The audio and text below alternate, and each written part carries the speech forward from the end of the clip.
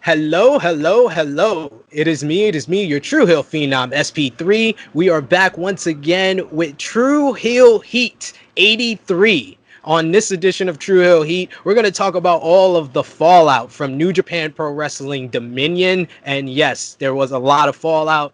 The WWE Superstar, who is behind the new mask policy for the company. And it's a person that we've brought up before.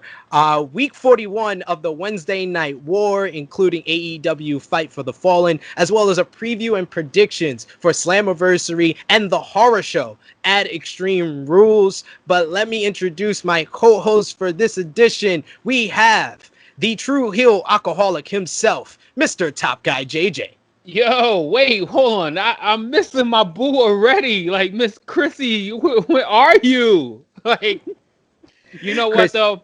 I know what she's doing. No, she's celebrating a special day. So props to both of you guys. I hope to hear a lot about it when you come back here on, what is it? Tru Heel Heat 84 on number 84. Absolutely. This edition is sponsored by the birthday of Mr. Larry Love, the star of SmackDown with the Lynches, the other half to the dynamic duo on there with their sons. We gotta wish him a very, very special happy birthday. So Miss Krssi Luv is not with us today, but we are joined by a very, very special guest from across the pond. We have a lot of new subscribers from the UK. I've been checking out the analytics, and we have a lot of new subscribers from the UK. So I'm very glad to introduce a very special guest from the UK. He is a freelance journalist and a contributor for DailyDDT and Sportskeeda. This man is in the inside even more than me, even more than Jimmy and Cash say on AE Recap. He is more of an insider than me. Yes, this is Mr. Tom Colohue. Yes. What's up, brother? Well, thank you very much. Always a wonderful introduction. I love doing podcasts and shows like this just to get that love from everyone, because you have to. I'm your guest. Absolutely. He is the star of his own YouTube channel as well, where he is talking about all the news from around the wrestling world. Please, sir, introduce yourself and tell them a little bit about you. Fair enough. I am Tom Colohue. I'm indeed from over the pond in Blackpool, England, where William Regal learned to wrestle. And having met the guy, that is literally all we talked about. I have been writing for Sportskeeda for more than a year now. I do indeed break backstage news. Don't really like to call myself an insider because there's connotations on that word, and I'm not fighting in the trenches with everyone who's putting their bodies on the line there. But I've been writing for about 3.5 years about wrestling now, loving wrestling for about 22 years, and just excited to talk about it here with you guys. Awesome. And shout outs to London. Hey, love, what's going on? Shout out to London. You know, special somebody out there in London, you know. Besides Tom, yes. Yes. Yes, Tom, thank you for joining us on the show today. You are going to bring a lot of the news to us today, and we love news right here on Tru Heel Heat. It's the heat behind the Tru Heel Heat, of course. So we have to make an announcement before we get to our roll call. Tru Heel Heat is now one of the proud sponsors for one of Chicago's premier independent promotions, Warrior Wrestling. Warrior Wrestling has had stars such as Brian Cage, Jeff Cobb in the past. We've even had fights like Tom Lawler versus Minoru Suzuki at Warrior Wrestling. So they produce some of the top professional wrestling in all of Chicago. So we are a proud sponsor of them, and we will be sponsoring their next event, which is in a few weeks' time on August 7th. We can announce that THH is the official sponsor for their Warrior Wrestling Championship match, as Brian Pillman Jr. will defend against Robert Anthony with Frank the Clown in his corner. So, you know us. We've interviewed Brian Pillman Jr. We're rooting for Brian Pillman. I'm sorry, Frank. I'm sorry. So, we got to go off with our Tru Heel roll call, because if it wasn't for you, the subscribers and the viewers of Tru Heel Heat, none of this can be possible. We wouldn't be sponsored for promotion. We wouldn't be growing as a YouTube channel. So we have to show our appreciation to you guys, our conversation starters on the Tru Heels group page on Facebook. Number 3 is our New Japan aficionado, James Wims. He's been very busy with the weekend from New Japan Pro Wrestling, which we'll get into. Number 2 is Charles Kirchhoff. And coming in at number 1 is the Negro Buck, Nick Jackson. And the Tru Heels that we got to shout out. We got to shout out Kareem Smith. Jeremy P is back on the page. Andrew Hung, Maria Gonzalez, Jason Michael Campbell, of course. And our subscriber highlight. We got to highlight some of the comments from all of our videos here. So Kwame on the last Tru Heel Heat, he commented, the controversial and polarizing Jeff Hardy alcoholic angle is the modern day version of Hawk and Scott Hall's controversial and polarizing alcoholic angles from 97 and 98. WWE is using the angle to, of course, bury Jeff Hardy for refusing to sign a new contract. And Kayfabe Tactics, he's been commenting on all our New Japan videos, so we got to shout him out. He says, awesome. I'm so happy that Sid was hyped up for Despy coming out to challenge Shingo. I love me some Despy, and the love of Shingo goes without saying. And yes, I am conflicted by that. And D-Ray and Jason, he said, just subbed and seen SP3 on Wrestle Talk. Keep up the good work. And he commented that on Wednesday Night Warriors. So shout out to him for being a new subscribers. So we got to talk about what we missed. And what we missed was the New Japan Cup 2020 finals. We had full roundtables on both big events, but I gotta hear the comments from Top Guy JJ and of course our special guest Tom. What was your guys' thoughts? We had New Japan Cup 2020 finals. Evil defeats Kazuchika Okada, like I called, but I did not call that he turned heel. He broke up this legendary tag team. He broke up. He showed dissension in LIJ, even though he was getting teased a lot, and he joined the Bullet Club. And New Japan Dominion, Gato doubled down on that, and Evil shocks the world by defeating Tetsuya Naito to win the IWGP Heavyweight and Intercontinental Championships with the help of a returning Dick Togo. All the dick kicks led to the return of Dick Togo. What a coincidence. That? No one. Who predicted that? No one predicted Dick Togo's return. So I got to kick it over to our special guest, Tom. What was your thoughts on the big weekend and the big heel turn from Evil?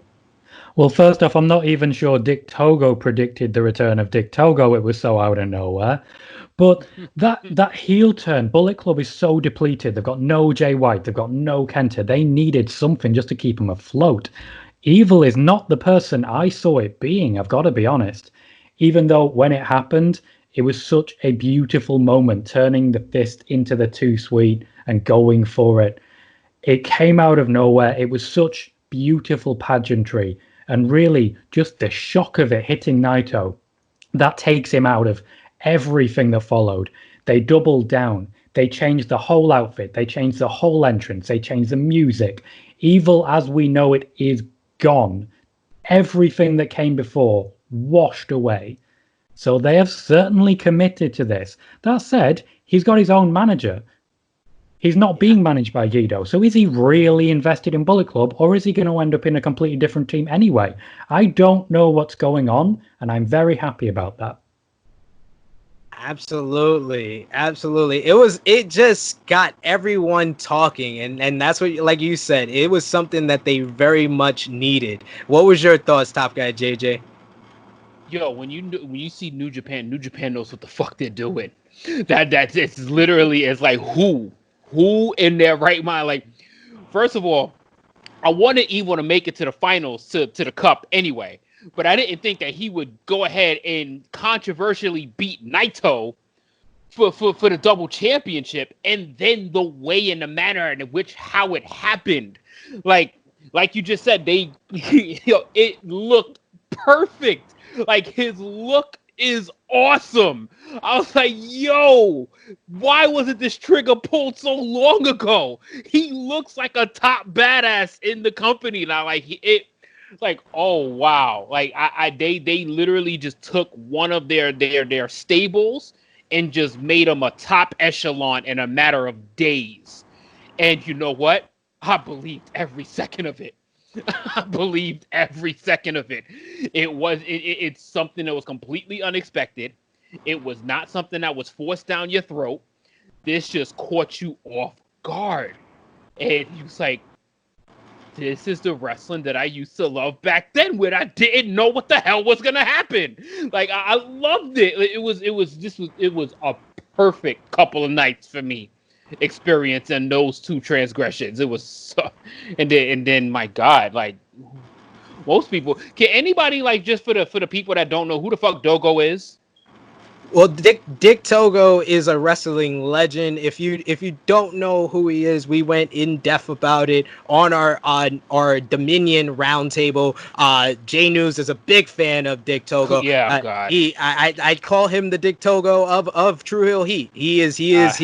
He knows his stuff, and he went in depth. He said that he has a long history with Mick Foley back in FMW days. He says that I remember him from his run with Kaientai in the WWF as a part of the Attitude Era. It wasn't until years later, until I was older, that I was able to expose myself to his history in Japan. But yeah, that was how I remember him. But I recognized him immediately. That he has a recognizable face for sure. But I gotta ask Tom, what is your thoughts on Gedo's treatment of Naito, though? Naito had a abbreviated run due to the pandemic, and Naito is the guy that he gets a little bit and then they take it away. He's been the IWGP champion, one defense before and then lost it on the second defense, and then it happens here again. He got the shaft at Wrestle Kingdom 12. Yes, I am one of those New Japan fans that's still upset about that. Yes. Because that should have happened.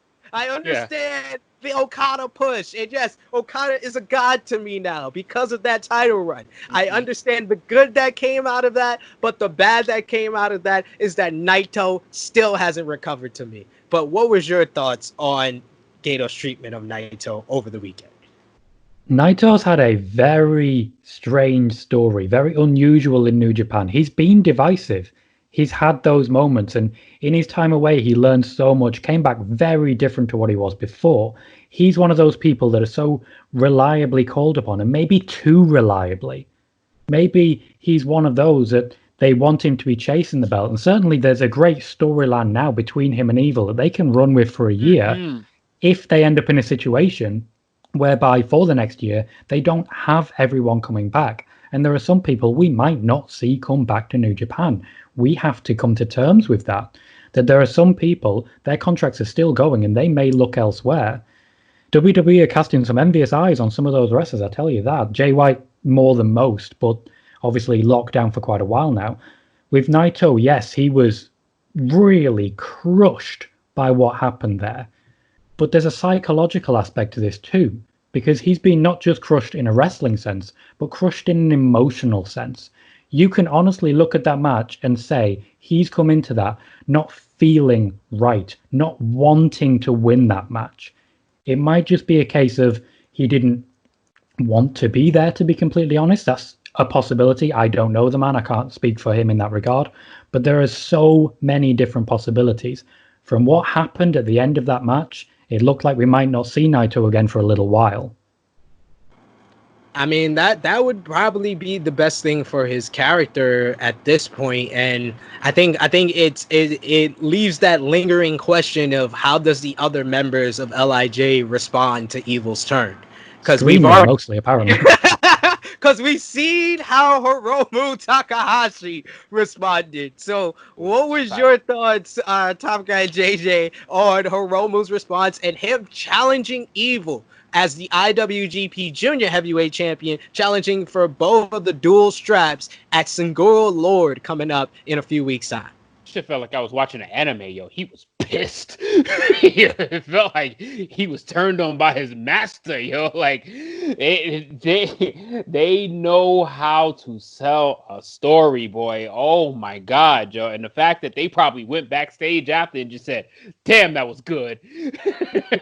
Like I'm telling you, they did this was some like they had this well thought out, and they had this ready to go probably for months, and they pulled that trigger on all of these moves and all these reactions and all these emotions. This was wow, roller coaster ride of emotions. And yeah, I do think that Evil can take this run and go with it and have all of these counters and all of these battles, and especially when Naito returns, because Naito's gonna disappear for a little while. And then come back as he's probably going to come back as something different, as some dark, emotionless character that don't give a damn about nobody and they mamas and come right back for Evil. But I'm telling you, it's going to be fun as hell to watch. That build up to Wrestle Kingdom in January is going to be epic. I can't wait for Naito to just dye all his hair black and just totally go evil emo mode. Over pull his Okada balloons when he got the red hair. Oh God. But I love what both of you guys are saying with how New Japan kind of tells their story and plays on the emotions of us fans. And we made that analogy with like kind of it being like an anime story where Oromo is the little child of LIJ and the father just got beaten down by the older brother because Evil is the first member that he brought in to LIJ. So he's the older brother of the family. So he got betrayed by his older brother. His father has been beaten down. His father that he's been trying to fight with. He's like, I want my match with dad. so now his father is gone. He's upset and he's going after the gold. So it's a beautiful story and they tell it so well without us having to know the language, which makes it great. Dude, did you see that sprint to the ring? Yo, I had never seen a man run to a ring faster in my life, yo. He ran like he had cleats on, yo. Like it's a very difference to how Jado. I was just gonna bring that one up. He spent so long getting to the ring, they sent someone else out just to do it first. They were like, go, Taji. Go, just run. You'll make it down there before he does anything. Mm-hmm. Yo, that was hilarious. So, also on the card at Dominion, we had Taichi and Zack Sabre Jr. defeat the Golden Aces to win the IWGP Tag Team titles. That was one that none of us predicted on Tru Heel Heat 82, but I did change my prediction on the New Japan Cup Finals, so I did have that chance and I took it. So, what was your thoughts, Top Guy JJ, on that? Really? Of course you did. Of course you changed your pick last minute. Pull these little last minute shenanigans. Yep. I was surprised. That was actually very, very surprising. I mean, Zack Sabre Jr. has been in a bit of a slump, and this was definitely surprising to me to see, especially over the Golden Aces. Like I was pleasantly surprised because again, like I like the outcomes that I'm not expecting. Not thinking that it's the most predictable of outcomes, and then to get something completely different because obviously on the show none of us picked to win, and I went with Golden Aces all the way. I just thought this is going to be the Golden Aces chance to get some gold and get some straps, and it just didn't happen. It really didn't happen. I was like, oh wow, this is something surprising and good for Zack Sabre Jr. Damn it, I picked him to win. I guess 3, 4, 5 matches too early. Yeah. You picked it for the New Japan Cup. You should have picked it for the tag team titles. You live and you learn, sir. Yeah. But also on the card was the Show Stealer, and in my opinion, one of the best matches I've seen since this whole pandemic has started. We had Shingo defeating Show in a never open weight title match, a stellar hard-hitting affair. Tom, what was your thoughts on this one? This was such a good match that it did not matter one bit who won. It was just going to be an amazing spectacle. You've got Show stepping up, really showing what he can do. He's had a wonderful tournament. At the same time, I did not come into this knowing much about Shingo. I really didn't. But even just the tag team matches they've been having, they told such a beautiful story. There wasn't someone being a coward and someone being the tough guy. They were both ready to fight and just throw down, and they did. It was so hard hitting, so intense, and it really showcased just the potential of these two men. Show has future champion written all over him after this. And really, even though he didn't get this championship, his day is definitely going to come. There are so many people right now really able to take advantage of the fact that there are people missing. He has a chance. Taichi had a chance, and it really added so much more to the show. It added to that predictability. I didn't know who was going to win. I didn't care who was going to win. And at the end of the day, I was just happy to see such a good spectacle. What I thought was the match of the night. Absolutely, I would say it was the match of the weekend. The best match of either show that I saw this weekend from New Japan was definitely Shingo versus Show. But definitely, you are 100% on point with that one, with your observation that they just put a spotlight on so many different other people. We were talking about the young lions, something I never really talk about with New Japan shows. They put a spotlight on even the young lions, with them like growing, with Gabriel Kidd shouting out Nagata and getting his ass whooped. Like, it's just fun stuff like that. It's like a fun journey to kind of watch along with everybody's career, and it makes it like everybody's got something going on, which is real cool, and something that we talk about AEW doing a lot. So I love to see it in New Japan, and they kind of probably do it better because there's the language barrier as well, and I'm able to translate through all of that. Even Yoshihashi got a little push, and that meant so much to me personally. Absolutely. So much to me.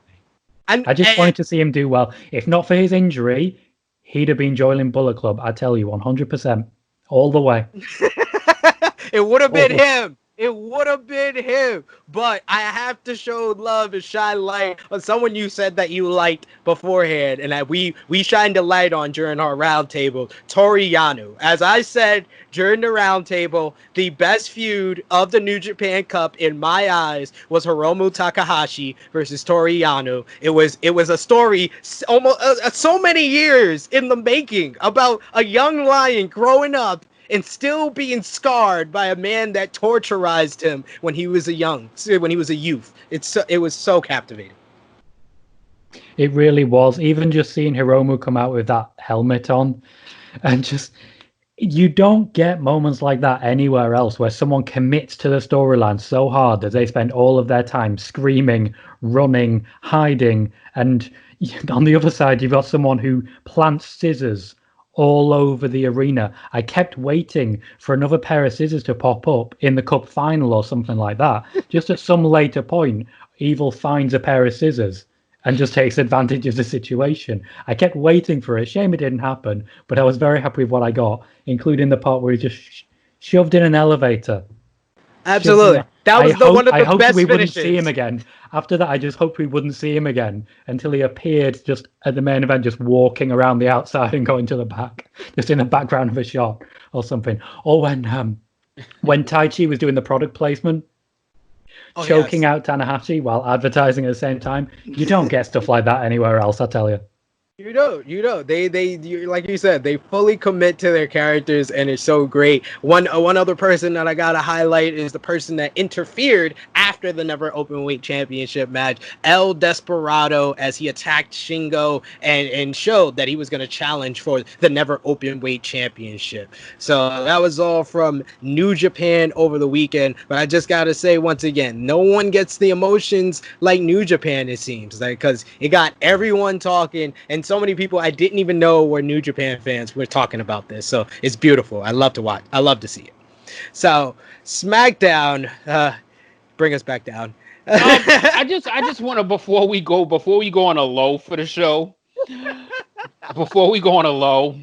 I just want to. I feel honestly that Evil is gonna bring a lot of people to watch New Japan just off the look and how simple his name is. Because a lot of people that don't watch it and they don't know who Kazuka Okada is and Hiromu Takahashi, and they don't get it. It just looks like Japan writing. But just seeing Evil as a double champ and he has that badass look, this is great for New Japan, especially because it's been running YouTube. Like, it's all over the internet right now. It's literally all over YouTube right now. Completely agree. They've been trying to find the next big name to get the American audience now that they've lost to Kenny Omega. They don't have Jay White. They don't have Kenta. It's exactly as you say, just the simplicity of the name, Evil. That might be their guy. Mm-hmm. Might have something. You're definitely right. So yes, I have to move on though. I'm sorry, guys, but we also miss Jeff SmackDown, where Jeff Hardy versus Sheamus in a bar fight is announced for Extreme Rules. We'll give our predictions on that later. But I have to ask Tom. I've been asking all of our guests whenever this has been going on. What has been your opinion on Jeff Hardy and Sheamus's feud? This is my least favorite storyline in the last 6 years of wrestling. I think we're gonna I think I'm gonna ask our post production team to put together a video of what every special guest says about it. Like y'all all the great quotes. That's the worst storyline you've seen in the past 6 years of wrestling. That's not WWE. That's of wrestling. Wow. The entirety of all 20 companies that exist. So 6 years is specific. What was the last one that was this bad? Oh no, I just came back to wrestling 6 years ago. Oh. I missed a lot before then. I'd have gave you one that would have helped. That would have helped rattle some feathers in your brain. I'd have gave you the Lashley sister story. Oh well, I preferred that to this. There was less urine in that. There was still some urine, but there was less urine. Less apple juice.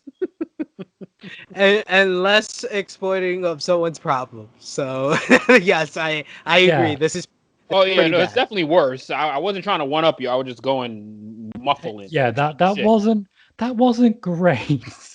I'll admit that there has been some bad storylines in wrestling, but it's wrestling. You get the bad with the good, don't you?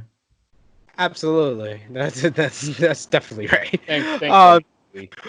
But we also had a karaoke contest as well with the ladies of SmackDown. So, Tom, what was your thoughts on the karaoke contest? Which even Naomi went on Twitter and said that it was like making chicken shit into chicken salad. So, I was really hoping you wouldn't come to me again on this one. I've got to be honest.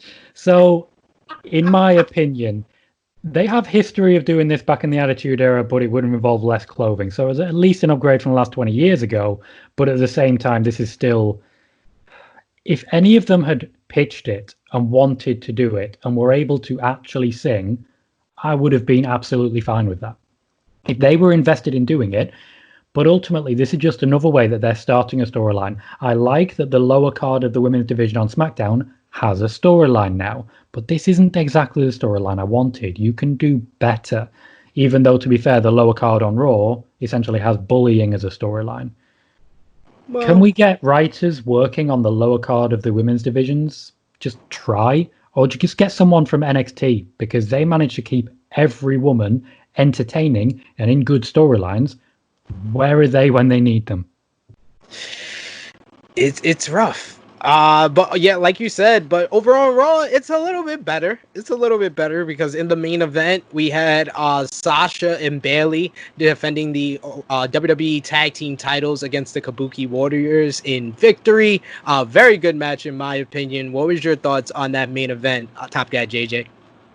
Not bad. It was actually pretty good. Like you said, honestly, the women have been the best thing on WWE television, the upper echelon women. Like Sasha has been amazing. Bayley has been probably the best thing on SmackDown for sure. Asuka has actually been pretty good. Like Asuka, she's been pretty solid. It's good to see Kairi Sane. It's always good to see Kairi Sane on TV for a little bit. They had a pretty good match. The women is really saving it for me for TV because the men's storylines are absolute shit.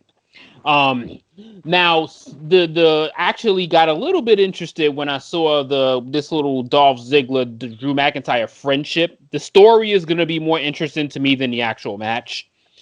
But I mean, I just like seeing old friends just kind of crumble. You know, I kind of like seeing it, but we all listen. If we knew that Dolph Ziggler would even had a remote chance of winning, the story would have been a little bit more interesting. But Dolph Ziggler's story just ends up where all his other words go, which is in the trash. So Yeah, I was gonna say talking about this feud when we get to the match or the Extreme Rules. It's not even in my notes for Raw. I mean, I enjoyed Sasha. I enjoyed. That's the best thing on Raw to me. Other than that, it's hard to watch. It's really kind of difficult for 3 hours to muster I'm, something. I mean, it's tough, but they have stuff going on. MVP and Bobby Lashley. I like them together. I like that whole act. On Raw Talk, there was also a little tease of Asuka versus Kyrie, which is very interesting. After talking about Kyrie so much and her status with WWE, what was your thoughts on the whole status controversy as far as like Kyrie and her contract right now, Tom? Well, from everything I've been told, Kyrie's contract essentially had run out, but they've extended it due to injury. The idea was, this is according to Wrestling Observer, that there would still be a storyline in which Kairi Sane is essentially retired and injured in such a way that she has to go out of action. It certainly looks like they brought in Shayna Baszler to do that. To my knowledge, we're not going to get Asuka Kairi Sane at SummerSlam. We could get Asuka Kairi Sane as soon as this Monday if Asuka does in fact come away with the championship. And I think it'll be a great match, but Kairi has no chance of winning. For some reason, since she got to the main roster, she's just not been given the attention that she needs. And unfortunately for her, she picked up a number of injuries, a number of small injuries, and they want to be extremely careful. They essentially have rushed her back because of all of the information that's been whirling around, when really they weren't sure they wanted to clear her. The idea from here on is that she could go to an NXT Japan. There has been some discussions about other people who might do that. Io Shirai is someone who was mentioned as someone who could do that if they can't convince her to keep going. There was also the idea they might approach Evil and potentially bring him over to NXT, but I don't believe an actual approach happened. So they're trying to keep people on WWE payroll as well as they can. NXT Japan is still in the pipeworks, and it would have already happened if not for the current situation. That makes a lot of sense, though, because it was well on its way before all of this was going on. So we also had our Raw Orton versus Big Show in an unsanctioned match made official for next week on Raw, not for Extreme Rules, which was a strange call there, but they're going for the ratings, with ratings being down to a 1.5, the lowest Raw rating of all time. So people agree with Top Guy JJ. So he's happy to hear that. So also on Raw was Kevin Owens versus Seth Rollins. So that brings us to our top news. Kevin Owens is revealed as the WWE Superstar who was behind the new mask policy. On a French podcast this week, host Pat Laprade said that WWE started the new mask policy because Kevin Owens raised concerns. He raised concerns because he felt that this was during the July 3rd Raw taping, and he told Vince McMahon he wasn't comfortable with the amount of people not wearing masks and people being so close to one another. Then Owens said that he was going home, which led to McMahon asking Owens what he wanted him to do. Owens said that Vince McMahon is the only person that the WWE employees would listen to, which led to the policy being instituted. In an interview this week with Sports Illustrated, Kevin Owens confirmed that he did, in fact, approach Vince McMahon about the handling of the virus and the wearing of masks by the crowd.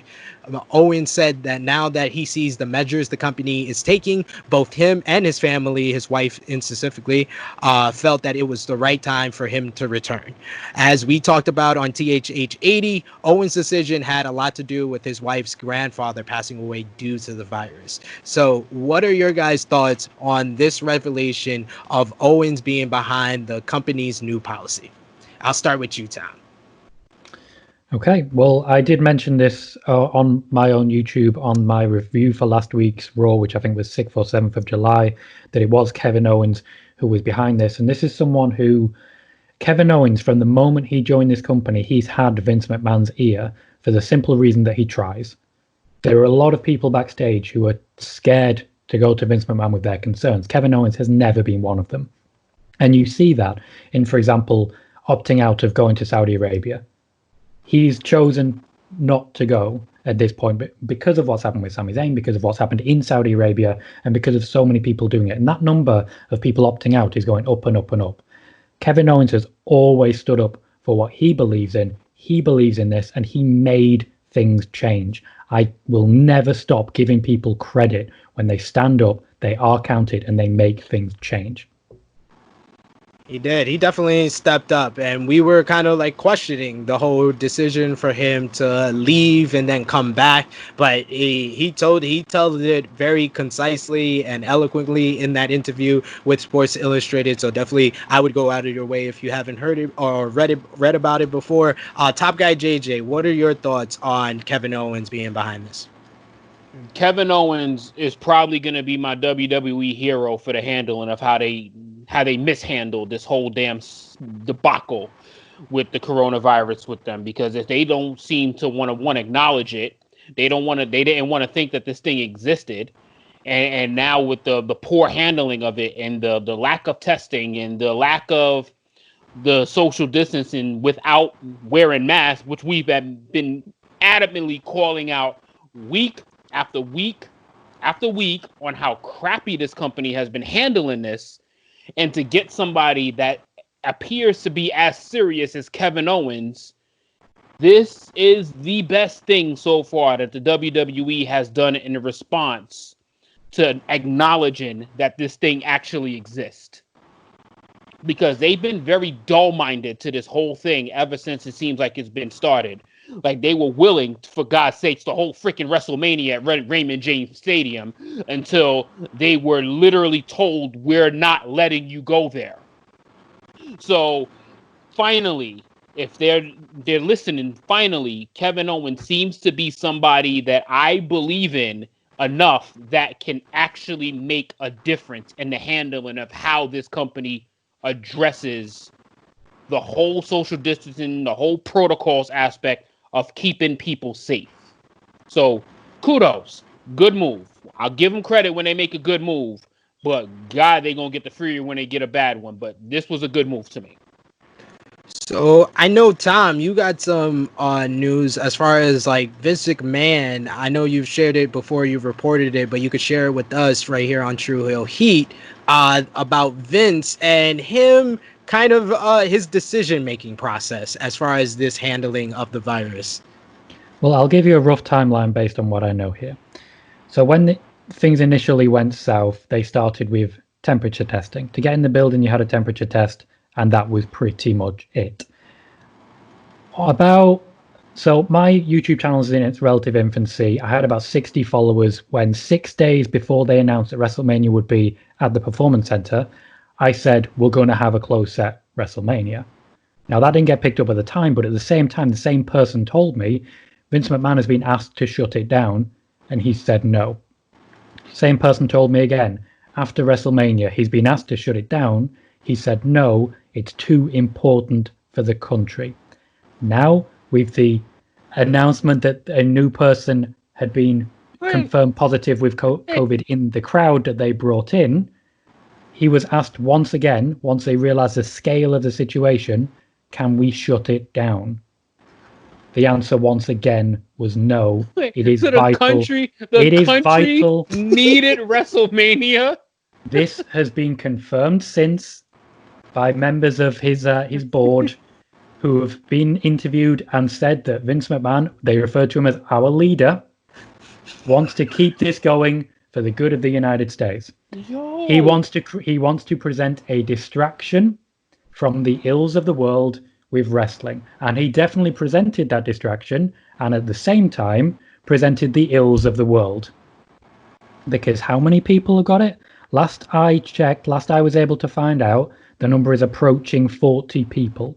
People who have been confirmed negative were then confirmed positive by a separate test the next day or the next couple of days. People who have already had it have had it again. This thing has to be taken seriously. It was not. We have now reached the point where it is. But to my knowledge, there have also been 2 fines for people choosing not to wear masks properly. I mean, we've been calling this shit out ever since this thing has started. We've been calling this the mishandling of this virus out since it started from the WWE. Like, they have been so sloppy and so non-caring and so just not paying it no attention whatsoever was being paid to this, and just the lack of acknowledgement that it is a real thing. Like, that's just what I kept believing. I kept believing that they don't even believe that it was real.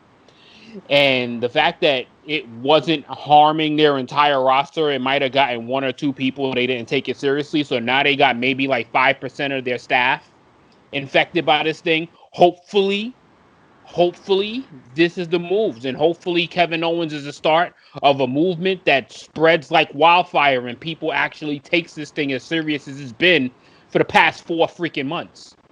I really hope so. And I've said this about Saudi Arabia before. One thing that's really highlighted in this for me is that they literally gave Kevin Owens whatever he wanted, because they are running out of people. If we get to the point where he won't shut down, he can still be shut down by the talent stepping out.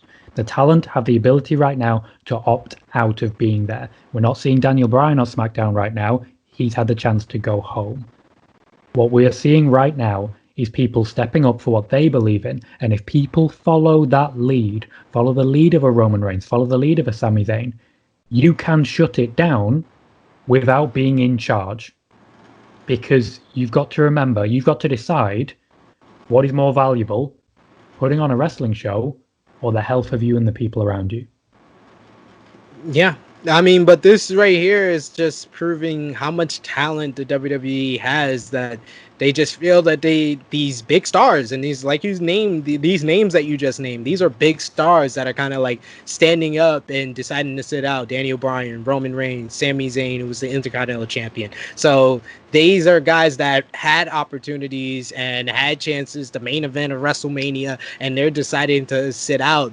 More people, like you said, need to really take this serious so the company can move forward. They're never going to get in front of a live crowd the way they're handling everything right now. So I mean, they're responding to these positive tests, but like we talk about this almost every week, and every week we get a bigger number. Last week we said it was up to 30. Now you're saying it's up to 40, and this is why you people out there watching right now, if you made it this far into the podcast, you brothers, sisters, everyone, you need to subscribe to Tom Colouhue's YouTube channel, because he's giving you that exclusive news like this. So you need to definitely check that out for sure. But Top Guy JJ, like, any final thoughts on this before we move on? I think with the whole Roman Reigns and Daniel Bryan and Sami Zayn, those are powerful names, but they were powerful quiet names. Like, and what I mean by powerful quiet names is that they didn't use what they have, which is stardom, and they didn't use that star power and speak on a public platform to really address how this really needs to be handled by other superstars from the company, other people that feels this way. It's like almost like a speak out movement that they needed to start. Like, they should have kind of like culminated together and just kind of like started a social distancing form of just speak out and have your voice be heard and literally spread how you really felt. Because with Roman Reigns stepping away quietly, Daniel Bryan stepping away quietly, Sami Zayn stepping away quietly, big names, yes, but the voice wasn't loud enough because it wasn't done with sound. So if they do it with sound and they actually speak and put themselves on a public platform, and the more they hear it, the more people will follow them. They cannot do what they're doing quietly and think multiple people will follow them. They won't have many. There are quite a few locker room leaders at the minute who are under a lot of pressure from people around them, who want them to essentially lead a sort of walkout.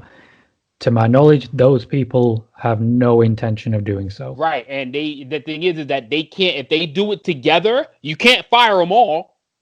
You won't have a company. That is exactly what I'm saying as well. So, if you're in a situation where you can group up and have that moment, and it's a real shame that probably one of the most powerful voices in the company, someone who literally people would follow to the end of the earth, person after person, is currently out injured, and we've not planned to be back for a while yet. Who's that?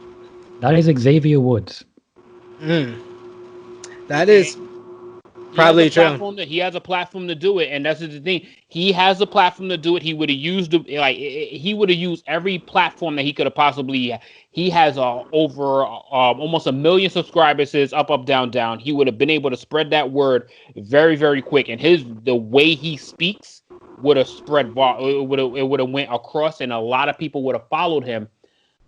But Roman Reigns, to me, was the one that could have really got that ball rolling, because Roman Reigns was the biggest star in the company. And obviously what he was dealing with physically, and then with the risk that he took by stepping off the main event of WrestleMania so he doesn't put himself or Goldberg at risk, or Goldberg's family, or his family, he could have used that platform to really start a potential movement that they could have been speaking about internally that they would have all just done together.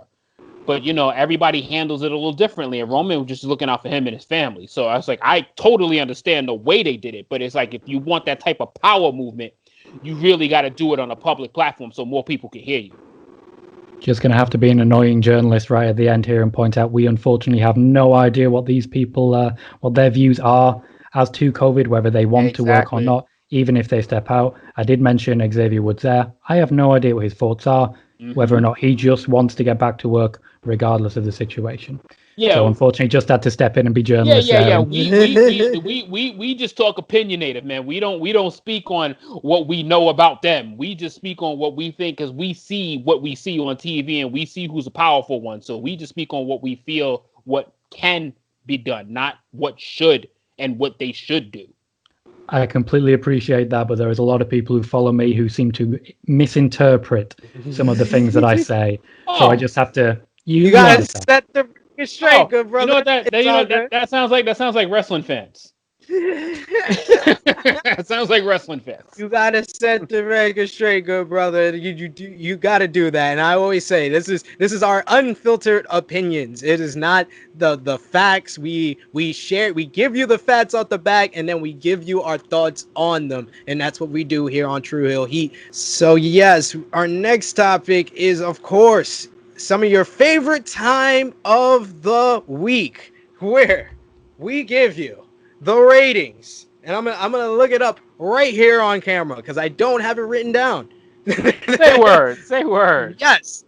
I don't have it written down, so I am gonna get you the ratings right now for week 41 of the Wednesday Night War. So I don't know if you want to do the drums for Miss Krssi Luv this week, Top Guy JJ. I don't have myself. That works for this week. So for week 41 of the Wednesday Night War, we have WWE NXT with 631,000 viewers. Two. AEW Dynamite with 788,000 viewers. AEW Dynamite wins.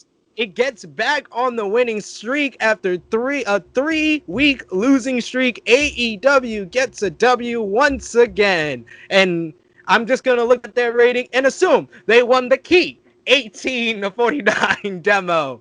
So this week, no, probably not over 50. WWE NXT had Keith Lee defend the NXT and North American Championships in a very good match against Dominik Dijakovic. Very good match. In my opinion, it's a very good match that I've seen a lot of times. Then we had Scarlett warn the champ that Karrion Kross is coming. And we also had Io Shirai defeats Tegan Nox in an NXT Women's title main event. Very good match as well. And then attacked by Dakota Kai. And we had Damian Priest defeats Cameron Grimes in a grudge match. We had on AEW Dynamite, it was Fight for the Fallen. In the main event, it was Moxley defeats Brian Cage to defend the AEW World Championship in a great, in my opinion, a psychological based main event, all about the torn bicep of Brian Cage. And we also, in the end, we had Taz throw in the towel, so Brian Cage wasn't pinned or tapped out. So made him look good. Great. I loved it. And then we had Darby Allin return, which was also great. We had Cody defeats Sonny Kiss to defend the TNT Championship with heavy teases of Cody's heel turn once again. We had a crazy Elite versus Jurassic Express match, and then a glimpse, just a peek of the Cleaner. The Cleaner will cometh. And we had Vicky Guerrero. Yes. Vicky Guerrero revealed as Nyla Rose's manager, and Jericho in the Inner Circle gets juiced. So, NXT, AEW, what was the better show for the week? We will start off with our special guest, Tom. Take it away. A lot more seemed to happen on AEW, I'll tell you that. Just a lot more. You talk about NXT and what it's done, and it's tried to focus on great wrestling and these people and all that, and they slot people together. But the biggest draws in NXT, Adam Cole, Finn Balor, didn't see much of them. Whereas on the AEW side, Jon Moxley's back. That's enough reason to tune in for me anytime. But in addition to that, you've got so much going on. You've got Vicky Guerrero turning up. I never thought I'd call that a shock that I needed to see. Yeah, that. Yeah. I'm sorry, but the theme song is what drunk guy JJ would call a bopski. It's a Everyone's loving it. Everyone's loving it. Yeah. Fight for the Fallen was a culmination of storylines. NXT's culmination of storylines was last week. This isn't a surprise to me. Absolutely. So you're going with AEW, it sounds like. Top guy JJ, who you got? See, dude, now if you would have said that this week compared to AEW mopped the motherfucking floor with NXT this week.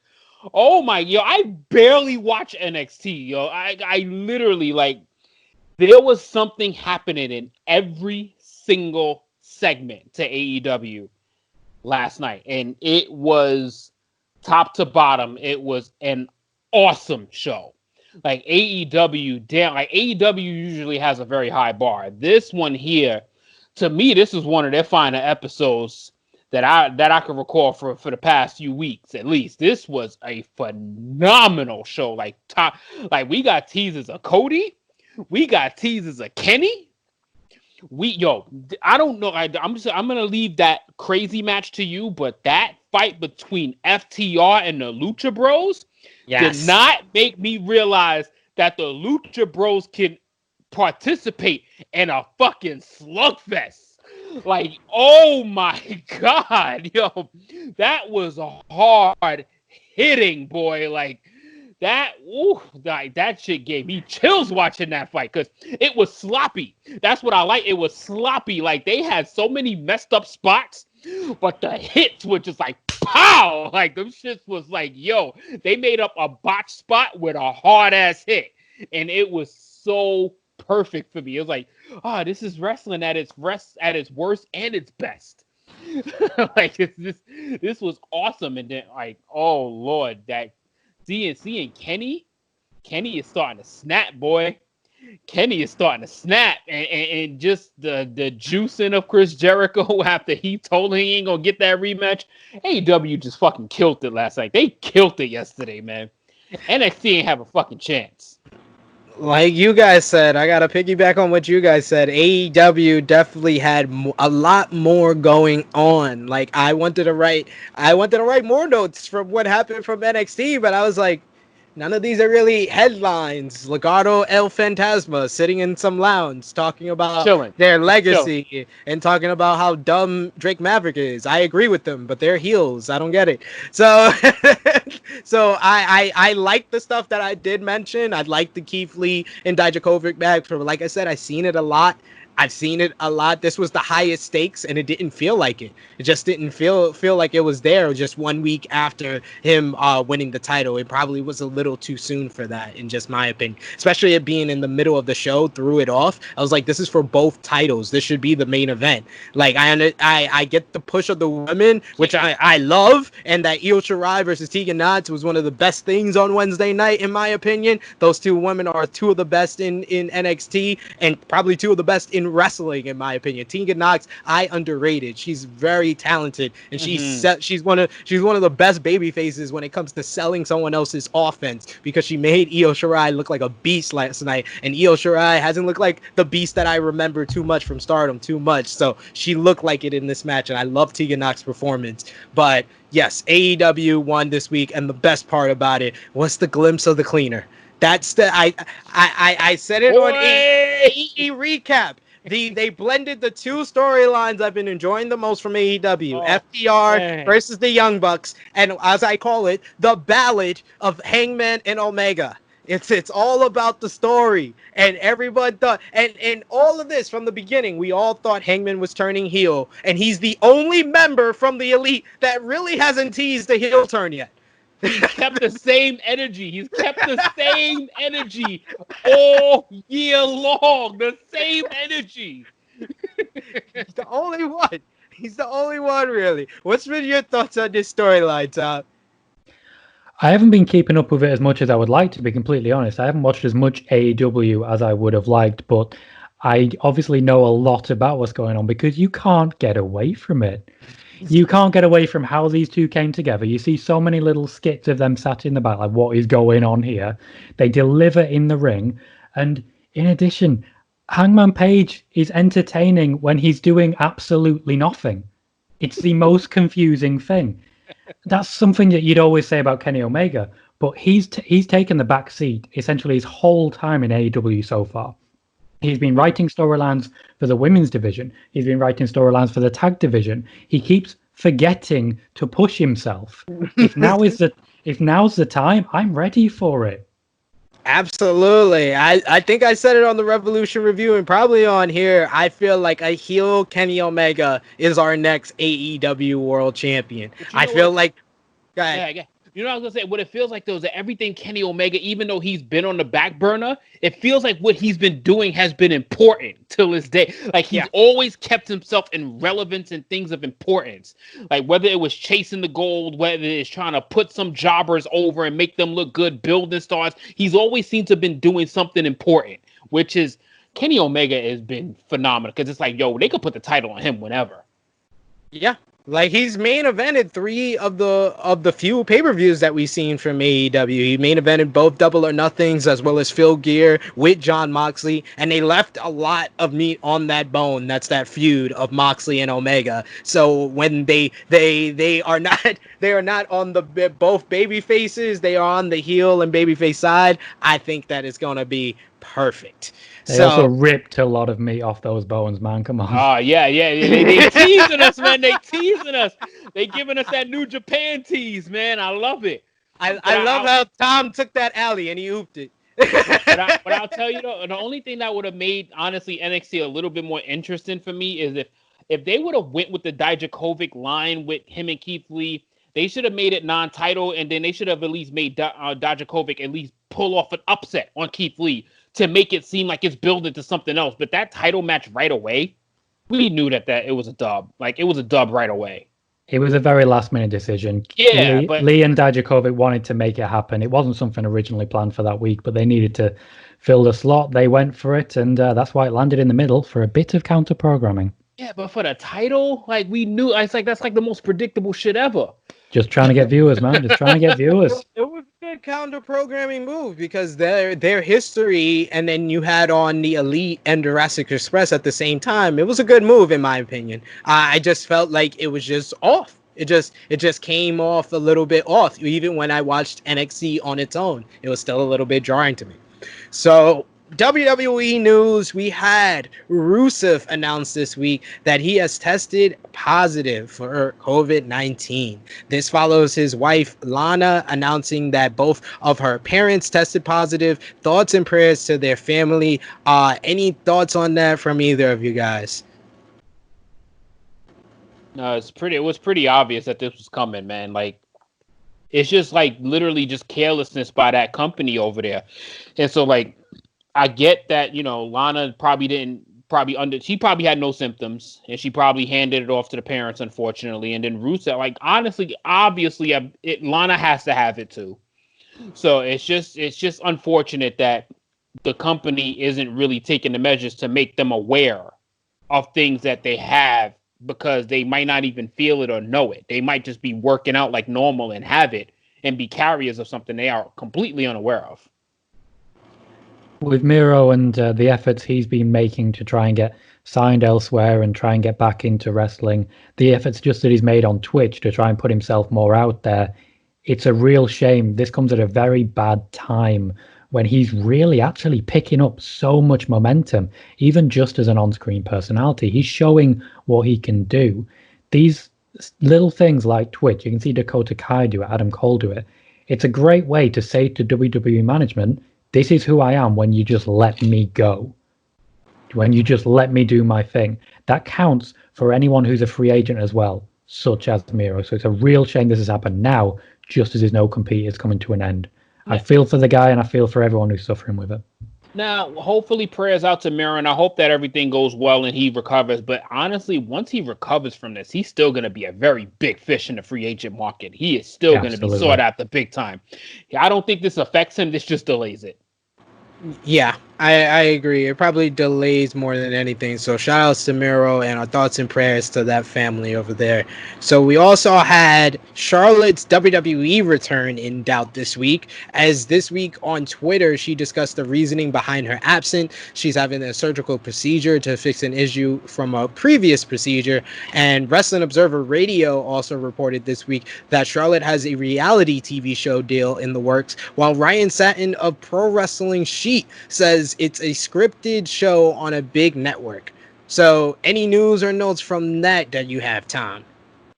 It sounds to me a lot like this sort of reality TV where it's like the Osbournes back in the day, as it were, and the like, where it's really a family-built thing. Ric Flair's been on TV a lot recently as well. I don't know if he's been part of the negotiations, but I can't imagine that Charlotte's got a deal that Rick isn't somehow involved in.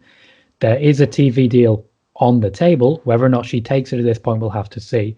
But she's waiting at the minute to find out what's going to happen, what her expected recovery time is. I hope to see her back soon. However, the original plan, which was to have her back for SummerSlam, completely scrapped. There is no longer any expectation. They are now writing storylines with the idea in mind that Charlotte will not be back in the same way they're doing with Roman Reigns. They cannot predict when she'll be back, so they don't write anything for her. That's where we are right now. But that brings us... Yeah. I was going to say, makes sense. Makes sense. Yeah. But that brings us to our other news of other people they've had to write out recently. WrestleVotes tweeted out this week on their Twitter account that Edge's injury and the lack of an audience has scrapped plans for both Edge versus Randy Orton and Drew McIntyre versus Brock Lesnar for SummerSlam. Any thoughts on that, Top Guy JJ? First of all, Edge was not going to be ready for SummerSlam. He has a torn tricep. That's definitely he's not going to be ready for that, first of all. So whatever plans they have at Edge, they need to scrap that shit. The only type of rematch that they would potentially have would be something like Survivor Series or something, even if he's ready for that. Because remember, Edge is 46 years old. Those injuries aren't going to heal as fast as they used to. And then he still got to rehab, and he got to rework himself in the ring shape again. Like he's not a young chicken. That shit is gonna take some time. So obviously that's not gonna happen. And Brock versus Drew, no interest whatsoever. The matches that were planned were indeed those. Orton versus Edge was supposed to be the blow-off to the three-match feud. The second they found out Edge was injured, that match was scrapped. Orton, at that point, suggested that he might work with Tommaso Ciampa or Adam Cole for the takeover around SummerSlam. And essentially, that's something that NXT would have been quite interested in, if not for the fact that they then weren't able to have Lesnar come in. Lesnar was supposed to be coming in. I reported this last month on my YouTube channel that Lesnar was due to come in, have a rematch with Drew, and put Drew over yet again. That was the plan. At this point, there's been a lot of change to that SummerSlam card. It's looking nothing like it did previously. But at the same time, it shouldn't be too unspectacular. I think they've still got some great people there, and they've been able to build them up. I think Apollo Crews is someone who's going to get more of a chance now. We're going to see Crews versus Lashley, I feel, at SummerSlam. I feel that's more likely. As well as people potentially lower down the card who've been able to step up. Aleister Black is one. Dominic Mysterio might make his debut. They can put on a great card. When it comes to Edge, the working plan at the moment is to have another big Royal Rumble moment, because that seems to be the soonest they're likely to expect him. Absolutely. Yeah, I wouldn't mind Edge winning the Royal Rumble this coming 2021 and versing Orton for the title at WrestleMania, the fantasy book a little bit. Speaking of WrestleMania 37 plans are up in the air as WrestleVotes reports that although WWE is still planning to run the event in Inglewood, California, but they await a decision from Los Angeles because there are plans for the city to not run large-scale events for at least 1 year. Any thoughts on that, Tom? There was a backup plan in place for this year's WrestleMania until about half an hour before they started filming it. There will be a backup plan of the arena in place for next year's WrestleMania until about half an hour before they start filming it. If at any point, even if it's already been filmed, if someone says to Vince McMahon an hour before showtime, you can hold a WrestleMania, he'll make the call and they will do it. So it's not news to me per se. I'm not surprised by it, and I definitely expected to be hearing it. I think we're going to be very interested on what's going to go on as far as WrestleMania as it gets closer. And finally, for WWE News, Fightful Select reports that there was heavy concern among those backstage in WWE, obviously, after Jamie Noble tested positive, since he works so closely with the talent and produces matches. So we got to move on to AEW News. AEW, this is... On the Wrestling Observer Radio this week, Uncle Dave Meltzer speculated that those within AEW say the main event singles push for Kenny Omega would come in year 2, which we saw. We're seeing the foreshadowing for it already on AEW Dynamite. FTR discussed more details about their handshake agreement with AEW this week, and their want to compete in as many places as possible to push tag team wrestling. And apparently they had backstage heat in AEW already after their appearance on Jim Cornette's podcast, and they discussed this on Busted Open Radio this week, which was quite the listen. You should definitely check that out if you haven't already. We had PW Insider confirm that this week that Taz and not ECW or the WWE designed and owned the rights for the FTW title, which is why AEW is able to use the title.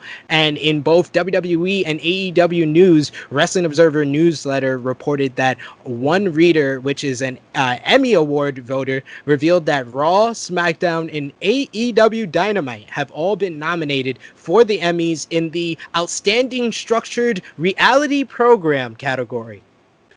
Very interesting. Any thoughts from you guys as far as any of that AEW news? Well, I would just like to say for the Emmy, SmackDown's going to be the favorite because when it talks to reality programming, that's why they brought in Tyson Fury. That makes sense. Yeah, he has that boxing background, so I can see you getting more and more mad. Anytime we bring up the word SmackDown, it seems like that it's the worst show on TV, yo. It's the worst show on WWE programming. Like, it's not even close. So our final news notes, New Japan News and New Japan Pro Wrestling announced the cards for both New Japan Road and Seguro Lord, which will be headlined by Hiromu Takahashi, Tetsuya Naito, and Bushi of LIJ versus Evil, Taiji Ishimori, and Dick Togo of the Bullet Club at New Japan Road. And Evil will defend the IWGP Dual Gold against Hiromu Takahashi, like we said before. NWA News, Fightful Select reports that that Ricky Starks passed on a new contract offer with NWA of $1,000 a month before eventually departing. And current NWA television champion Ziggy Dice was offered $250 a month at one point and passed on it. While he did sign for the rest of 2020, he's still leaving the company soon.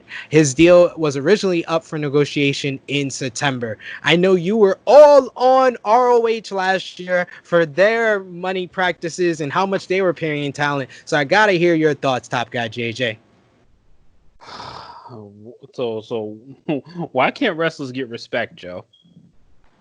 Like, I'm just trying to understand the lack of respect here, man. Like, what is like, listen, man, they can't be profiting this little. Like, the profits can't be this small, right? Like, help me out here. Like, are the profits really this small? Where people are getting paid like pennies on the dollar? Yeah, Tom, you gotta help us out. You're more in the inside than us. So, what is going on as far as this news, as far as NWA and how much they're paying Ricky Starks and Ziggy Dice? Ricky Starks and Ziggy Dice have both had interviews via Sportskeeda's Instagram Live, so there's a lot to unpack there. From what I know, based on those, and based on what they've been making, NWA does not actually make all that much. They do make enough to pay more than that, though, especially for people who have championships and who could potentially walk into any other company. The idea, apparently, is that people who work for the NWA should also have other jobs. Like, dude, I make more money. I would make more money in a supermarket. Like it doesn't make, like, dude, you can make more money at Tesco. I mean, like, he's right. He's right. Like, come on. Like, it's just embarrassing, yo. Like, they work out for this. Like, they perform to this. And you paying them basically food stamps?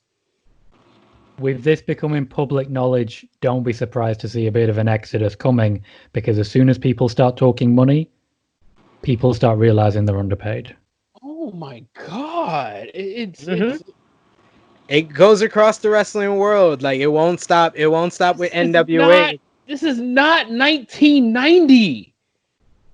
All right, guys. So our last two segment, we got to talk about first the two big cards this weekend. We got Impact Slammiversary, which has a whole bunch of buzz around it. It's this Saturday, guys. So we'll start from the bottom of the card, work our way up to the top, to the top of the card with a lot of mystery, of course. But we'll talk first about the number one contenders knockouts gauntlet match, as it's going to be Rosemary, Nevaeh, Su Yung, Kiera Hogan, Taya Valkyrie, Tasha Steelz, Alicia Edwards, Kylie Ray, Kimberly, Madison Rayne, and our very own, that we did an interview with way back in January, Jessica Havoc. So who you got in this number one contenders gauntlet?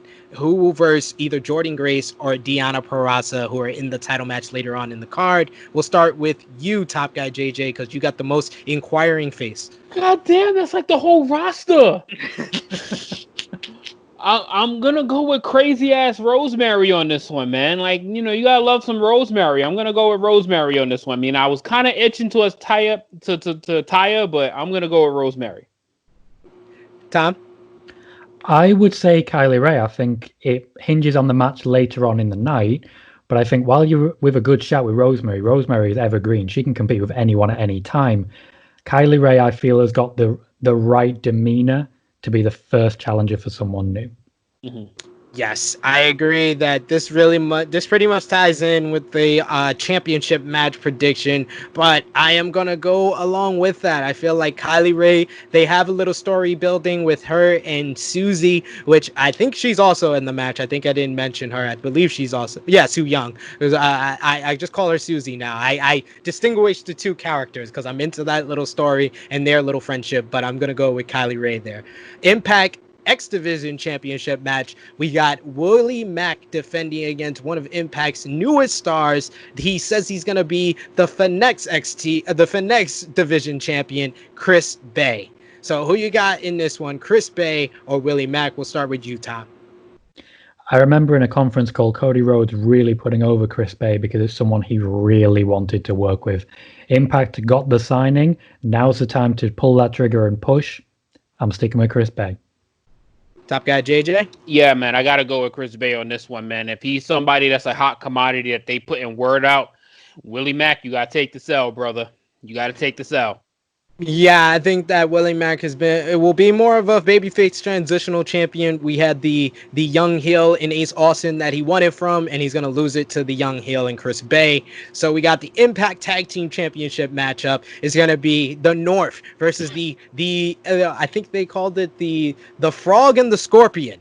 It's Ken Shamrock and Sami Callihan. The arch rivals will team together against the longest reigning Impact Tag Team Champions. We'll start with you, top guy, JJ. Yeah, that reign is going to continue because there ain't no damn way in hell they putting no title on Ken Shamrock. This is just for people to clickbait. This is clickbait right here. Who you got, Tom? I basically agree with that. I think they've got the storyline going with Callahan and Shamrock. That's where they're going with this. This will all play out, and you don't need the tag team championships to do that. Yeah, they don't. I think the North needs to continue their reign, especially with the rumor of more tag teams coming in. And I'm going to make one key surprise prediction here. I think that either the Motor City Machine Guns or the Carl Anderson and Luke Gallows will come out after this matchup and challenge. That's who I'm thinking about is Gallows and Anderson. Or I think they just announced the Rascals have an open challenge on the card. So who do you think is gonna accept that open challenge? I think the Motor City Machine Guns is gonna accept that. They might have both. Yeah, they might have both. I think the Machine Guns is gonna jump into that challenge, and Gallows and Anderson makes a statement at the end of the tag title match. Tom? I completely agree. We're on point there. And then we got the TNA World Championship. They are not recognizing, but it has a title match here. Moose versus Tommy Dreamer. Who you got, JJ? Because this is not a real title. He gave it to himself. Moose is definitely winning this match, man. Tommy Dreamer is just there to put people over and make people look good, man. But Tommy Dreamer is going to have a nice showing. He's going to have a nice match there, have some nice little extreme moment. But, yeah, Moose is definitely pulling away with this one. You got to make the guys look good. Tom? I like that you mentioned about titles that people give themselves. There is a lot of that going around at the moment, isn't there? There is. I think you're entirely right. Tommy Dreamer's there to make other people look good.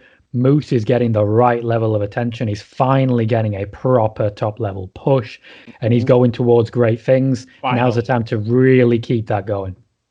Absolutely. Impact Knockouts Championship match. This is where it gets interesting. Jordynne Grace defends against Deonna Purrazzo. The Virtuosa has been on a roll ever since she came into Impact Wrestling, and she has targeted the champion Jordynne Grace. So who you got in this one? You kind of gave it away earlier, Tom, but I'll start with you. Well, in what is probably going to be the most shocking thing you've heard all day, yeah, I'm Deonna Purrazzo, all the way. All the way. I'm a big fan of both these women, but when you bring someone in and put her above the entire division, and what a division that is. Impact Women's Wrestling is some of the best in the world. It has been for a very long time. And they have brought someone in, put her above all of those. I would be stunned if she doesn't come away with that title. JJ? Listen, man, I got to stick to my guns, man. I picked Rosemary to win this match, man. I got to stick with Jordynne Grace to keep the title. You know, I listen, man, I can't change it. I want to see that clash. I want to see Rosemary and Jordynne Grace collide, man. Like I'm looking for that. Like Purrazzo's going to get her chance, man. She just got there. She just got there.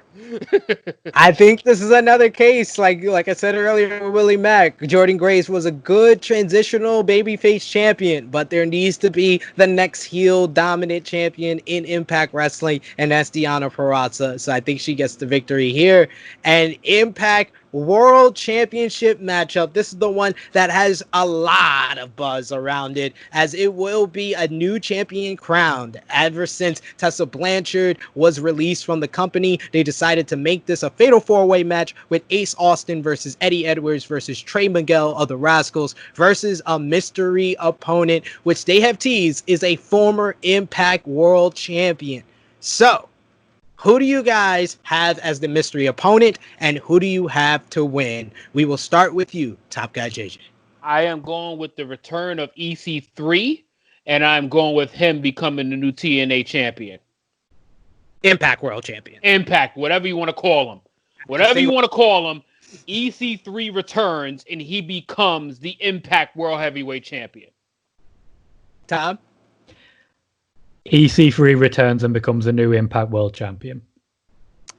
Am I gonna complete this? Am I gonna make it unanimous? I think that this Aces and Eights tie-in is gonna tie in somewhere, and I think we're gonna get a former member of Aces and Eights, and I think it might be Bully Ray as the mystery opponent. But I don't see him winning here. I see Impact starting anew. They're gonna start a new era, and Ace Austin will become the new Impact World Champion. Boy, yo, I hope you're wrong. You better like, come on, man. That's WWE booking all the way, man. And we got to move on to WWE The Horror Show at Extreme Rules. That is on Sunday. And what a name. What a name. The Horror Show at Extreme Rules. Starting off, we probably got a cinematic match right here. We talked about it earlier. The bar fight between Sheamus and Jeff Hardy. Who you got, Top Guy JJ? Clearly, Jeff Hardy lost at the last encounter that they had.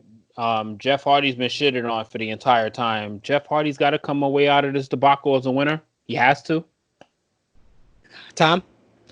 Jeff Hardy has still not signed a new contract, so I strongly suspect that Sheamus will be steamrollering him. I think I'm going to go with the safe bet here, and I'm going to say they continue this burial of Jeff Hardy, and Sheamus wins here. What's the point?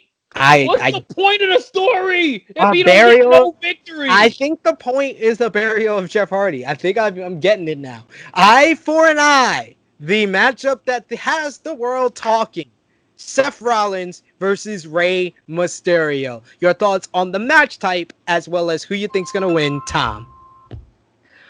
Well, I still have not watched the match in which Randy Orton penetrated Jeff Hardy's ear with a screwdriver because I'm a little bit not happy with seeing that stuff.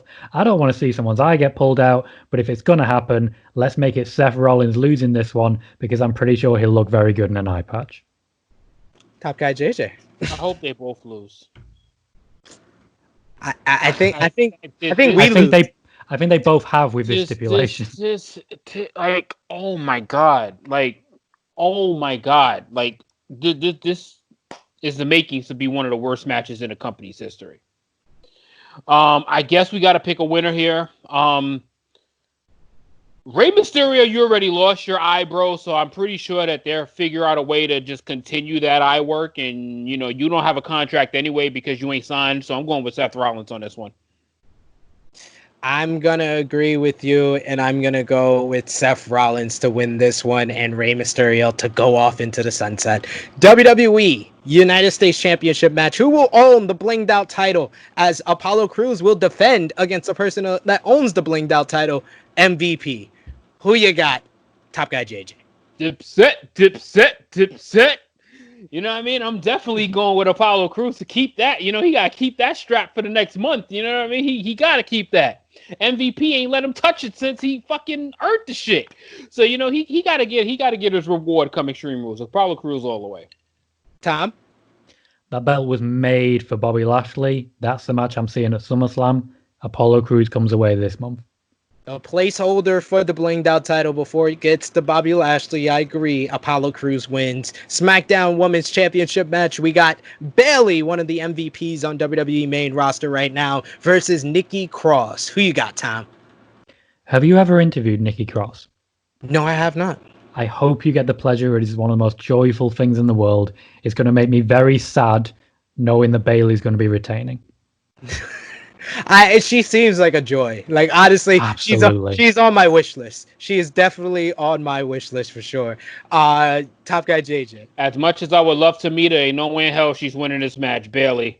Yeah, I'm sad to say it. She's on my wish list a lot more than Bailey, but I think Bailey wins this one because we got the bigger match coming up. I would like to have a beer with Nikki Cross.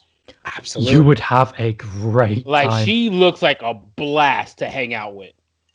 We had a 20-minute interview, and she spent most of it talking about grilled cheese. It's absolute magic in its insanity, and she's just exactly who you see on screen. It was the greatest interview of my life.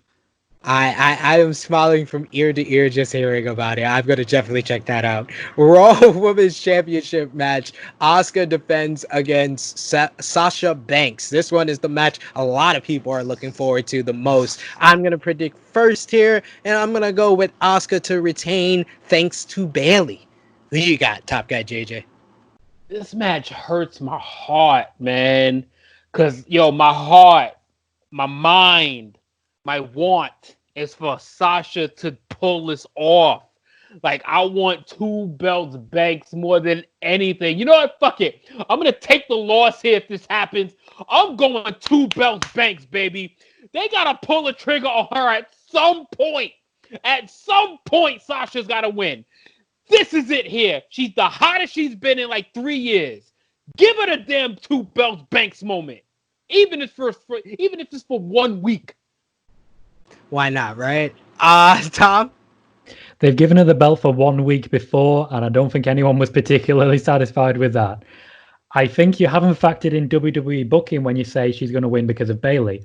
I think Asuka is going to win because of Bailey, Nikki Cross, and Kairi Sane. I think it's going to be a mess at the end of it, but Asuka will be the one escaping with the title. I didn't go for random clusterfuck that involves everyone that's been involved in the storyline. So yeah, you're probably right there. But it's gonna be a good one, nonetheless. Wyatt Swamp fight. This shall be interesting. We got Braun Strowman going 1-on-1 with Bray Wyatt. Cinematic match, of course. Who you got, Tom? I suspect we're all going to agree on this. Strowman wins, so the Fiend can come in for next month. Who you got, JJ?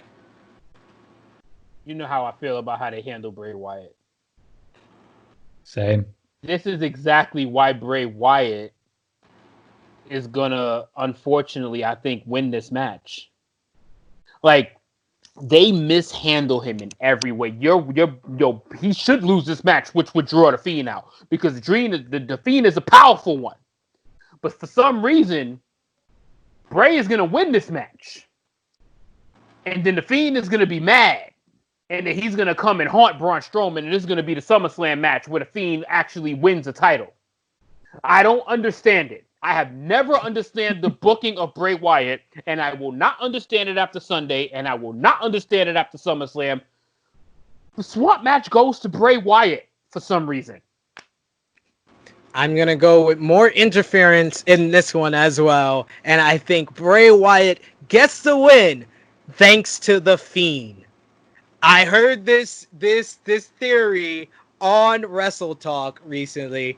Our good friends did their research on the Fiend character, and he's supposed to be the man in the woods. So we have the man in the woods I just can't with this shit. and I just can't. Fiend will help Bray Wyatt get the victory over Braun Strowman. Yes, your face is what I go through. Have that face. We will all have that face afterwards, but that is the weirdness of this whole storyline. The Fiend will help Bray Wyatt get the victory. There is no separate Fiend. I followed this story from the beginning. Bray Wyatt demands to be led. He's not a leader. He's not the cult leader they paint. He's a follower. He always followed Sister Abigail. Now she's gone. He found a replacement. He created one. There's no separate Fiend. All right, you think your theories is right until you see shit happen otherwise. To be fair, it's WWE, so who knows? That's the whole point. Is that like you added Kyrie and Nikki Cross to the other? I think with my WWE hat on this one, WWE Championship matchup is our main event, or it should be. I don't know. Maybe the swamp fight. Oh, really picking this match? I just have to. I want a prediction more of what is going to be the match because we don't know. Dolph Ziggler has not revealed the stipulation. I think across the board. I think we can all say it at the same time if you like. Drew McIntyre. McIntyre, yeah. Yes. So he's gonna win this one. But what's gonna be the stipulation, Tom? I know Dolph Ziggler said he wants something with ladders, but he wants something that's never been done before. I don't know how those two things can happen. I don't even know what it's going to be, but I can only imagine it's going to be something involving a high ladder, a big table, and a no Claymore match. No Claymore match. That's actually how you defeat Drew McIntyre. That's a good idea. Top guy JJ. He'll put the title on a pole or some dumb shit.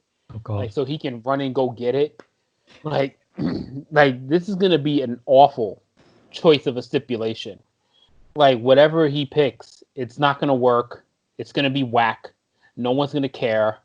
Drew McIntyre is gonna win, whether he has to put him in a full Nelson, hit him with a Claymore, hit him with a powerbomb. It just doesn't matter with Dolph Ziggler matches. It just don't matter. I don't even care what the stipulation is going to be. Fuck it. I'll just say it. He'll put the title on a pole so he can outrun him and try to go get it. I mean, that actually is a pretty good theory. I'm going to go with a tables, ladders, and chairs match. I was like, why not? It should be an entertaining matchup if it is a match. We all know who's going to win, but it should at least be entertaining. I like the no Claymore idea more than any idea I've heard so far, but this is going to be rough. This was very thrown together from obvious standards. So that is all for our horror show at Extreme Rules prediction, as well as our Impact Slammiversary predictions. I want to chat with Tom a little bit. So top guy JJ, I'm going to ask you to go. So yes, I have to get a few words in with you, Tom. We got to pick your brain. You've been a journalist a long time in the wrestling industry, but what developed your love of wrestling? It's hard to say that I actually went out for wrestling. Wrestling really came to me. Over here in the UK, they would show it on a Friday night. So I'd get the Monday Night Raw would be shown on a Friday. I'd get a recording of it on the Monday, so I was always a week behind. Never saw SmackDown. But at some point, as a 10-year-old kid, I come downstairs, and there is Kane choke slamming. I think it was Billy Gunn, to be honest.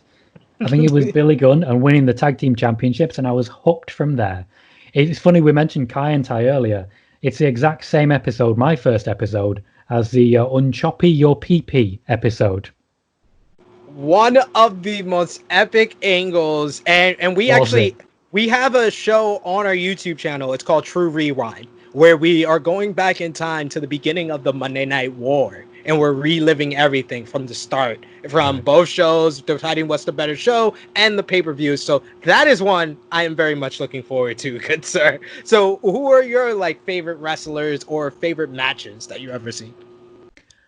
Any storytelling, any film, any game, any book, I've cared more about the bad guy. The bad guy's just so much more interesting. And because I was a kid, I feel like I missed the Austin era. Because a guy beating up his boss, I'd never had a boss. I had no idea what was going on. I had no interest in it. I liked The Rock, but then he became a bad guy and a good guy and a bad guy and a good guy. And I really, here's the thing, because I didn't watch WCW, I hated Chris Jericho with a passion. Really? He debuted and he said, I'm going to save this company. Well, you're coming over here complaining my company. None of that, sir. And I couldn't get over it. For me, the top guy, someone I watched from that first match onwards, was Triple H. First pay-per-view I watched was SummerSlam, the ladder match between The Rock and Triple H. Classic. That was a fantastic match. I cared about that more than anything, although I did have a soft spot for D'Lo Brown because he was a European champion. And every now and then, he hailed from somewhere in Europe.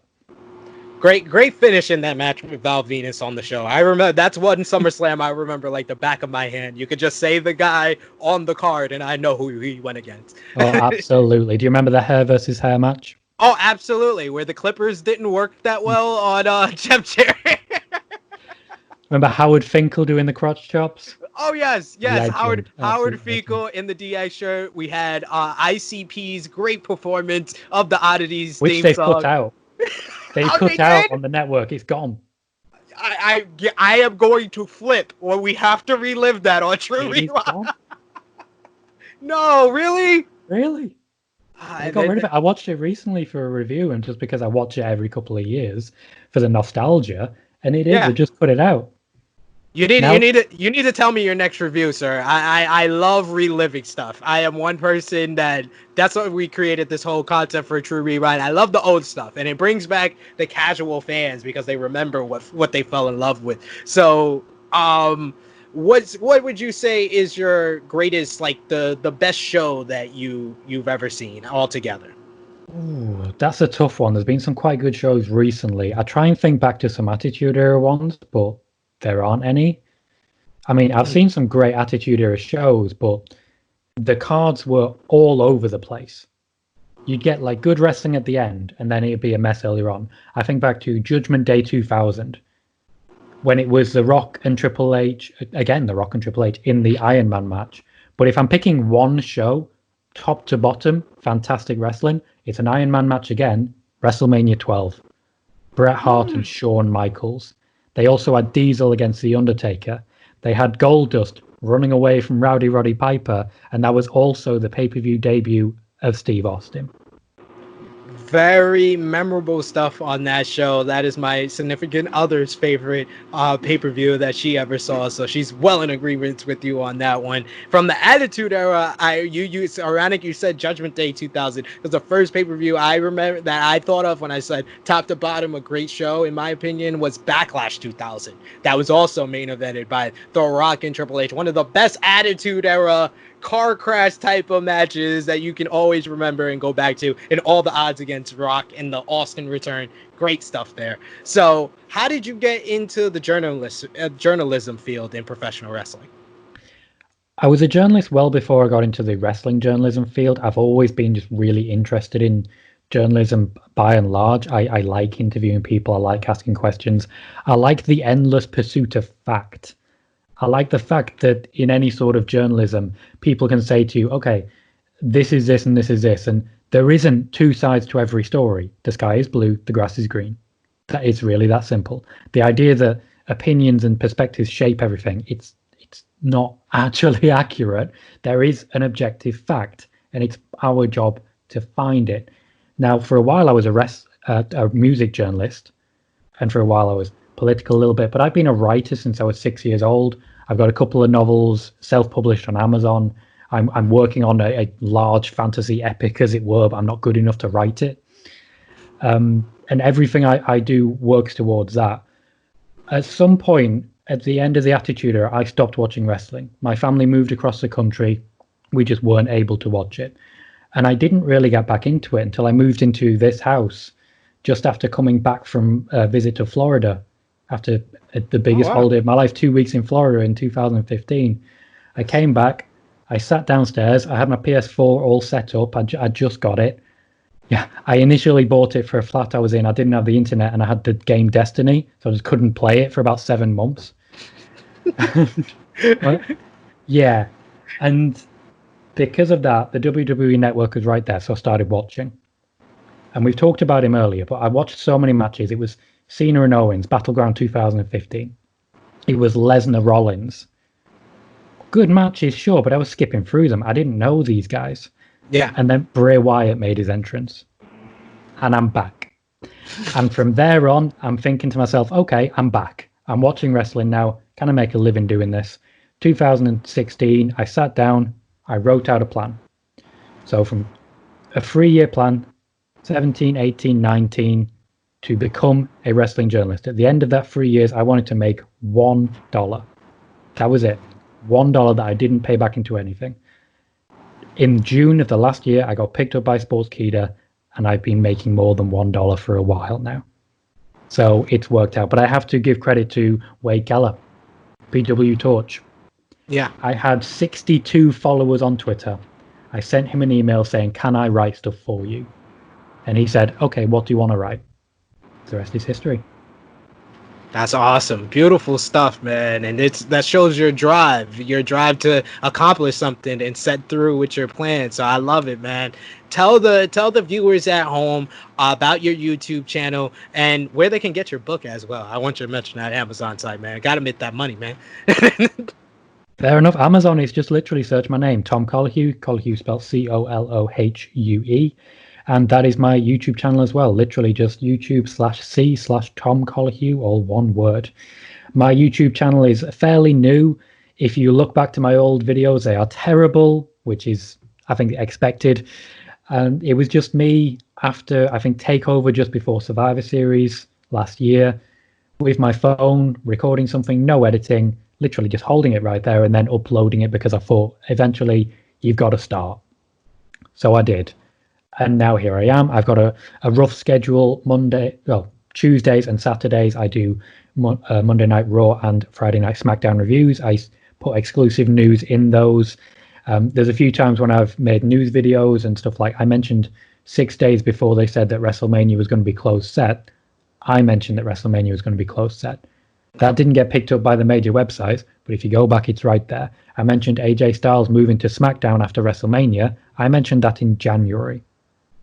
Wow. That is how long ago these things were going. And when people say to me, oh, it's happened because of Heyman, it happened because of things way back when.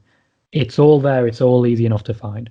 I mentioned in a Royal Rumble setup show that Nia Jax was cleared, but wouldn't be coming back until at least WrestleMania and would be shoo-in for the winner of the Women's Battle Royal. She has since confirmed that. If you want the news, pop over there. I'm trying to keep everything in one place and under one roof, but failing that, of course, there is a lot of reporting I do on Sportskeeda. One of the articles I posted on Sportskeeda that's got a lot of attention recently is one that I posted in October 2019. It was about Vince McMahon and Triple H keeping a short list of stars on the main roster who want to work in NXT and go back in some capacity. At that time, I reported the number one name on that list was Asuka, who has confirmed it yesterday. Yes. She has said in the interview she wants to go up against Rhea Ripley. So that I want to see that match. I would love to see that match. Being in the UK, I've been able to see Rhea Ripley wrestle quite a lot, just in the UK scene where she wrestled there for a while. In June, I think it was last year, I wrote an article about Rhea Ripley and how I expected such wonderful things. And I remember her finding it and connecting with it. And then a couple of months later, she popped up at NXT, and I lost my mind. In August, so I was at NXT UK Cardiff, and I was walking in to do interviews. I was interviewing Volta, I was interviewing Kaylee Ray, I was interviewing Mark Andrews, and forgot his name. Flash Morgan Webster. There we go. I feel bad. My apologies. I was interviewing them, and as I walk in, I see a Rhea Ripley just in her full wrestling outfit going across the road to get a coffee. And I think to myself, no, that's just what she wears normally. That's just Rhea Ripley, isn't it? That's Rhea Ripley. That's just Rhea Ripley, yeah. I just loved when she embraced that character, really. Absolutely. I think back to the first Mae Young Classic. My match of that was Dakota Kai versus Rhea Ripley. I was a Dakota Kai fan before when she was Evie wrestling in Japan. And then she joined and I saw her against Ripley. And you see her between the 2 years, absolute night and day. The thing I care most about when it comes to a wrestler, consistency in your character. Again, we had this talk about Bray Wyatt earlier on. If you have that character consistency, you will make it to the biggest stage in no time.